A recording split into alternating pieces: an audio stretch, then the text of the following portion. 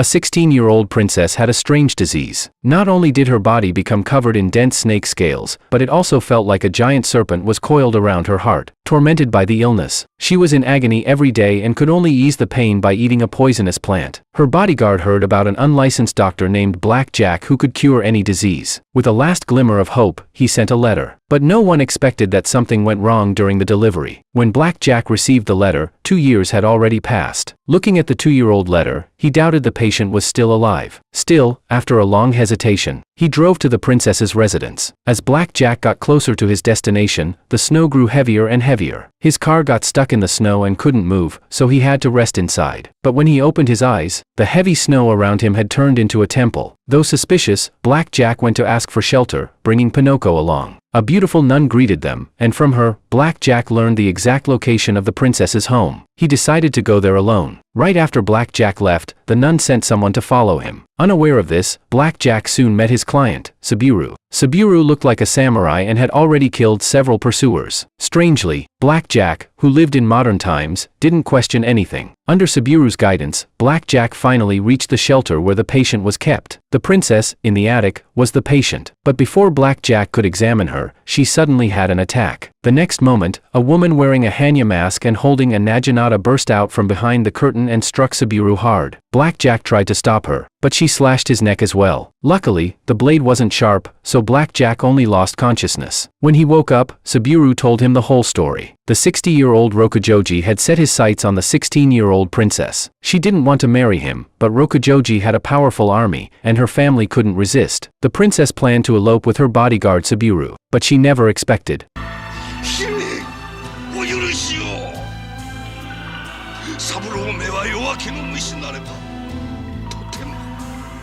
The difference in status and rank made Subiru bury his love deep inside. He didn't even have the courage to hug the one he loved. Heartbroken, the princess didn't hesitate to swallow a lethal dose of poison. That night, she fell unconscious. By luck, or perhaps misfortune, she survived. But from that day on, she had a high fever and constant pain all over her body, and snake scales appeared on her skin. Only by eating a certain poisonous plant could she ease the pain. However, the poison made her mind wander between clarity and madness. After hearing everything, Black Jack began his examination and saw the snake scales covering the princess's body. Just as he was about to continue, the man who had been following him finally appeared.